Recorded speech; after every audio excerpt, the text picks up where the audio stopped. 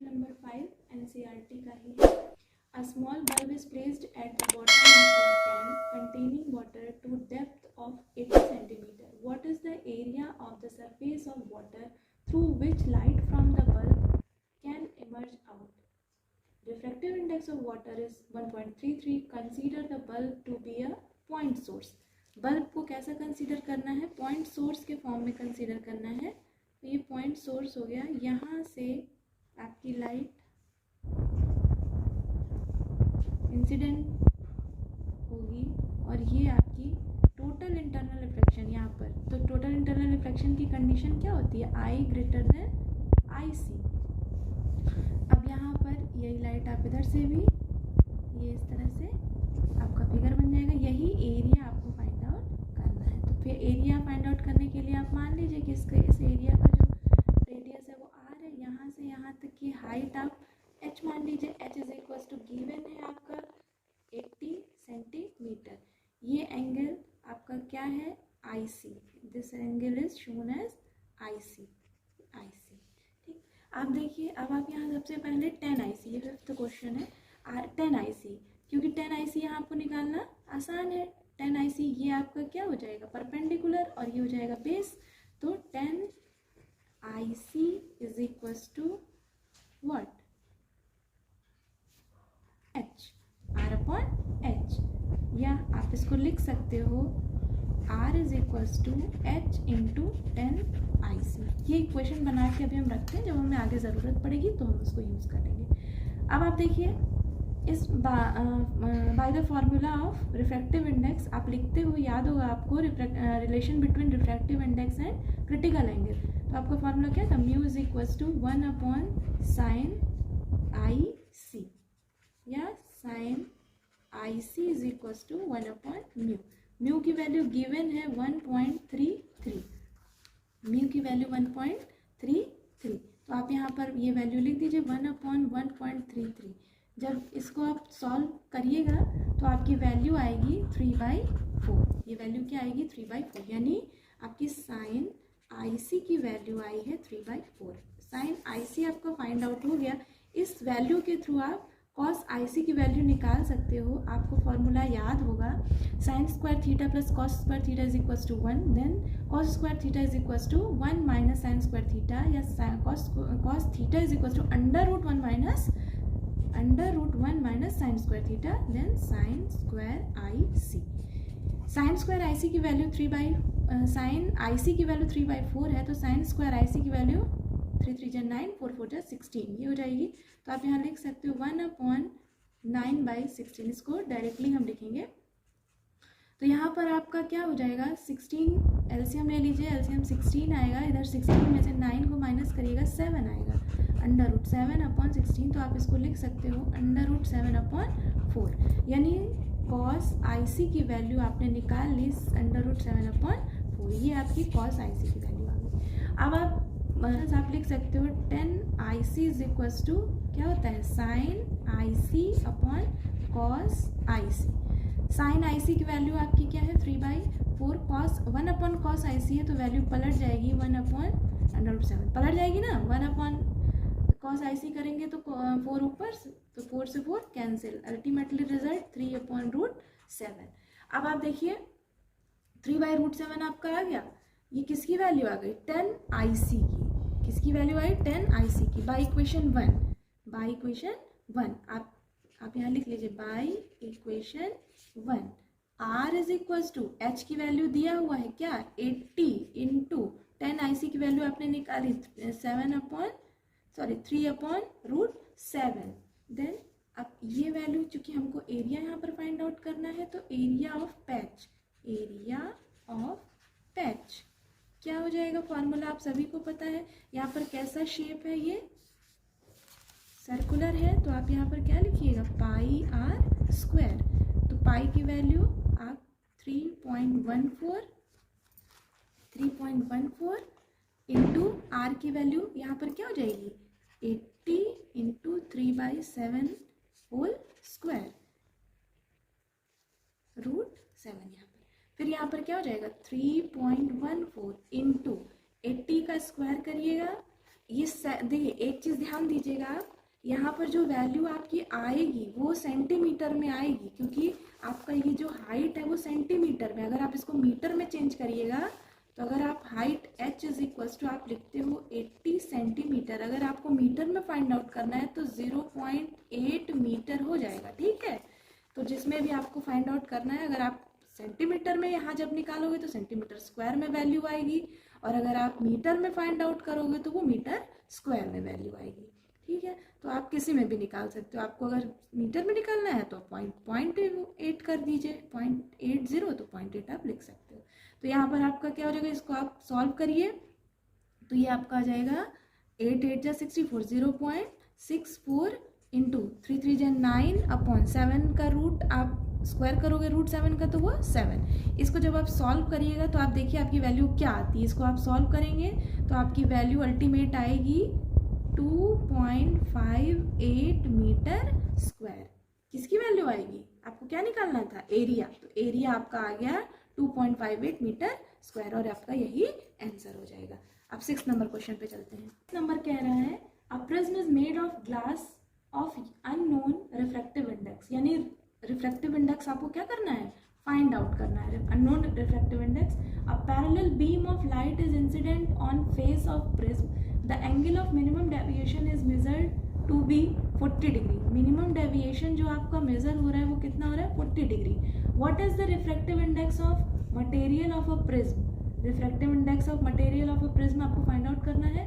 The refracting angle of prism is 60 degree, refracting ये 60 degree. If the prism is placed in water, ये second condition हो जाएगी, water में जब उसको डिप किया जा रहा है तो वाटर की रिफ्रैक्टिव इंडेक्स 1.33।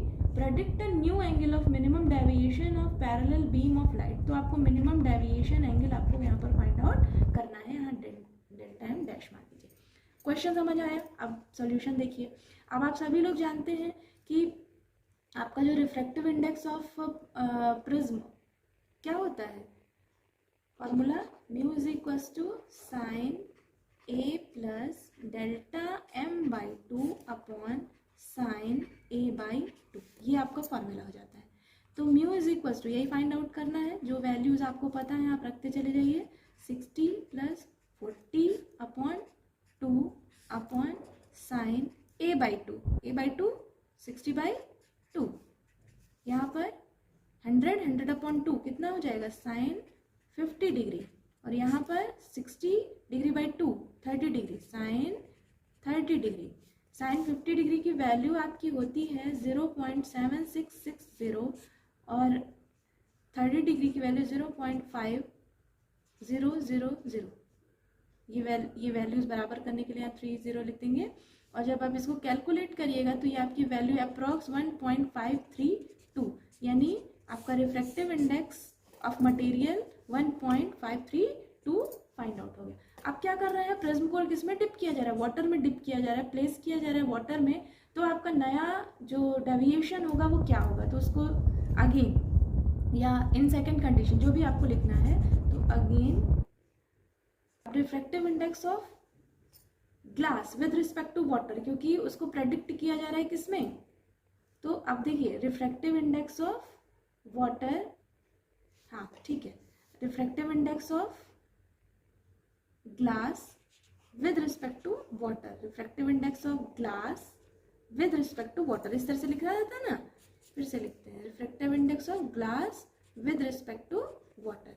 तो अब यहाँ पर ये आप ऐसे लिखे रहिए, फिर अब जो फॉर्मूला बनेगा वो लिखिए, sine A plus delta M dash by 2 upon sine A by 2, A नहीं चेंज होगा क्योंकि प्रिज्म वही है। अब देखिए आप ए, इसको क्या लिख सकते हैं आप, ए म्यू जी अपॉन ए म्यू डब्ल्यू ना, जिसके रिस्पेक्ट में वो नीचे और जिसका रिफ्रैक्टिव इंडेक्स है वो ऊपर, इस तरह से लिख के फिर sine A plus delta m by 2 upon sine A by 2, ये लिखा आपने। अब देखिए अब यहाँ जो भी वैल्यूज आपको नोन है, आपको रिफ्रैक्टिव इंडेक्स ऑफ ग्लास आपको पता है क्योंकि अभी आपने निकाला हुआ है, आप म्यूजी इसको लिख सकते हो, आप म्यू जी, ए म्यू जी आप यहाँ पर लिख सकते हो। ये आपको नोन है और ये आपको अकॉर्डिंग टू क्वेश्चन दिया हुआ है। ये क्वेश्चन में दिया हुआ है ना, ये ए म्यू जी आपको दिया हुआ है, ए म्यू डब्ल्यू आपको दिया हुआ है, ए म्यू जी आपने फाइंड आउट किया, वो वैल्यूज आप यहाँ पर पुट अप कर दीजिए। 1.532 upon 1.33 is equal to sine A की value 60 degree plus delta M dash upon 2 upon sine 60/2। इसको आप जब सॉल्व करेंगे तो आपकी वैल्यू आएगी, आप लिख सकते हो sine 60 plus delta M dash upon 2 is equal to 1.532 upon 1.33। अब यहाँ पर साइन a/2 था यानी 30 डिग्री और उसकी वैल्यू अभी आपको बताई गई है। क्या बताई गई है? 0.500। तो आपको ज़रूरत नहीं 3 बार 0 लिखने की, यहाँ पर केवल 0.5 आप लिख सकते हो। अब आप यहाँ पर इसको सॉल्व करिएगा तो आपकी वैल्यू आएगी, यहाँ पर वैल्यू आएगी 0.5759 sine 60 plus delta M dash upon 2। अब आपका ये वैल्यू आप इस तरह से लिख सकते हो 60 plus delta M dash by 2 is equal to sine inverse 0.5759। ठीक है, ये वैल्यू आप चाहे तो अलग अलग करके लिख सकते हैं। इसको आप लिख सकते हो 30 degree plus delta M dash by 2। ठीक है, और साइन इनवर्स ये वैल्यू आपकी होती है साइन में 35 degree 10 minute. Delta M dash by 2 is equal to 35 degree minus 10 minute minus 30 degree. तो एक बार रफली हम यहाँ पर देख लीजिए कैसे माइनस करते हैं। 35 डिग्री 10 मिनट, ठीक, और 30 डिग्री को हम लिख सकते हैं 29 डिग्री 60 मिनट लिखा जा सकता है, since 1 degree is equal to होता है 60 मिनट। ठीक है, ये आप जानते ही होंगे। अब देखिए यहाँ माइनस करिएगा जब आप, तो यहाँ पर ये 1 है, 1 6 जाएगा नहीं तो यहाँ से कैरी लेगा, तो 1 डिग्री इज इक्वल टू 60, तो 61 70 में से आप 7 में से 6 माइनस करिएगा तो आपका क्या आ जाएगा 1 और यहाँ पर आपका कितना बचा 34 में से 29 माइनस करिएगा 5 डिग्री, यानी 5 डिग्री 10 मिनट। अब इसमें आप किसका मल्टीप्लाई करना है? अब डेल्टा एम बाई 2 था तो 2 क्या हो जाएगा, इधर मल्टीप्लाई हो जाएगा, तो 2 से मल्टीप्लाई करिएगा, 2 0 2 5 2 10, यानी 10 डिग्री 20 मिनट। यही आपका आया आंसर। ठीक, ये आपका डेल्टा एम डैश की वैल्यू हो गई और यही आपका फाइनल रिजल्ट हो गया। अब चलते हैं क्वेश्चन नंबर 6 पे। क्वेश्चन नंबर 7 कह रहा है double convex lens are to be manufactured from a glass of refractive index 1.55 with the both faces of same radius of curvature r1 is equals to r2 is equals to r. What is the radius of curvature required if the focal length of the lens to be 20 centimeter? If the focal length of the lens is 20 centimeter, ये आपका है question. अब देखिए यहाँ पर mu आपको दे रखा है, फोकल लेंथ आपको दे रखा है 20 सेंटीमीटर। कॉन्वेक्स लेंस है तो आपका यहाँ पर ये पॉजिटिव में ही होगा 20 सेंटीमीटर। आप सभी जानते हैं कि जब कॉन्वेक्स लेंस होता है तो R1 इज इक्वल्स टू आप प्लस आर लेते हो और R2 इज इक्वल्स टू आप माइनस आर लेते हो। फॉर्मूला आपको लगा दीजिए 1/f is equals to mu minus 1 in bracket 1/R1 minus 1/R2। ठीक, अब 1/f आपको दिए हुए हैं 1/20 इज इक्वल्स टू म्यू, आपका 1.55 minus 1/R minus plus 1/R, ये वैल्यू हो जाएगी। आप लिखो 1/20 इज इक्वल्स टू माइनस करोगे 0.55 इंटू यहाँ एलसीएम आर 1 + 1 2 अबाई आर।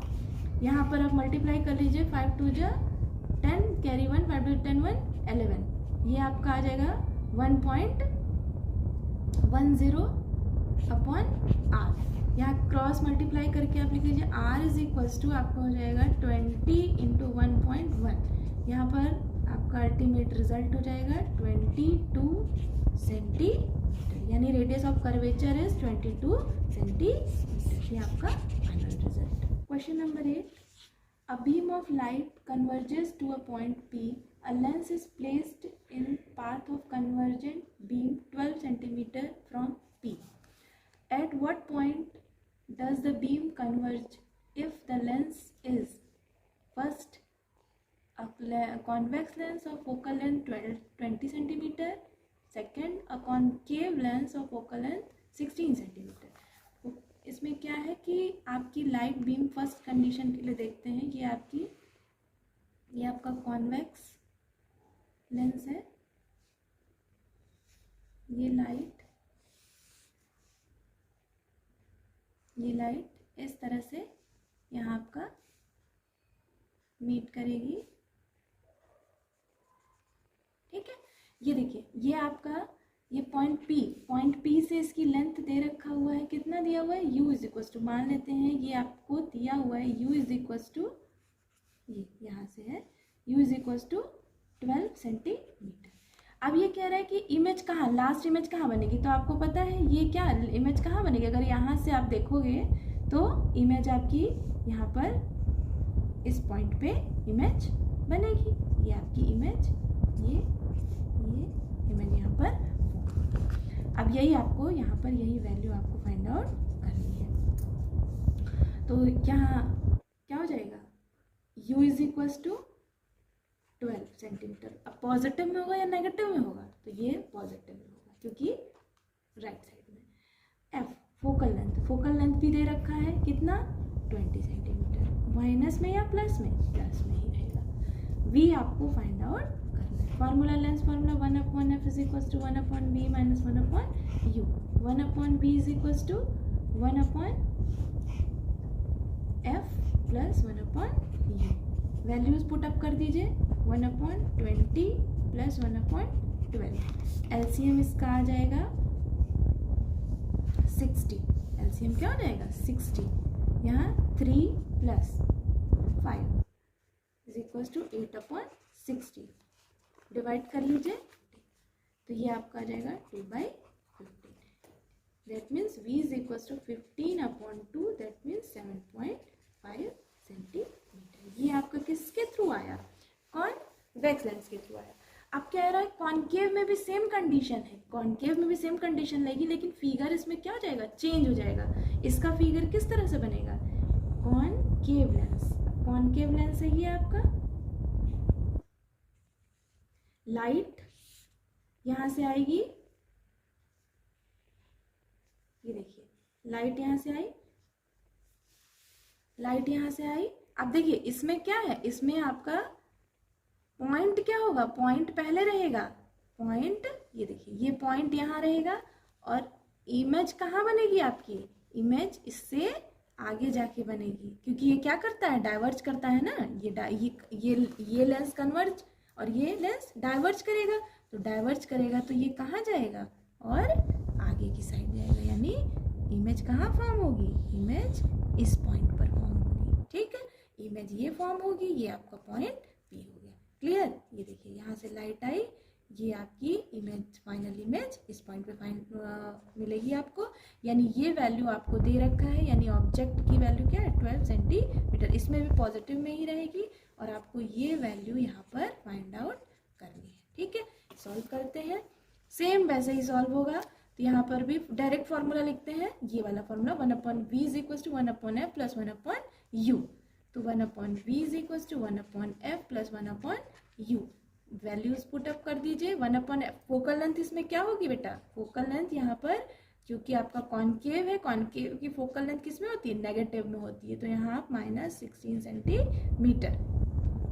तो ये आपका क्या हो जाएगा 1/-16 प्लस 1/12। एलसीएम आप लीजिएगा, इसका एलसीएम आएगा 48, यानी यहाँ पर -3 प्लस 4 आपका आ जाएगा 1/48, यानी v की वैल्यू कितनी आ जाएगी, v की value v is equal to 48 centimetre. ये आपका रिजल्ट आ गया। v की वैल्यू अगर आप देखोगे कॉन्वेक्स के लिए तो 7.5 और कॉन्केव के लिए 48 सेंटीमीटर आ गया। चलिए अब अगला जो क्वेश्चन है, क्वेश्चन नंबर 9, वो अगले वीडियो में देखेंगे।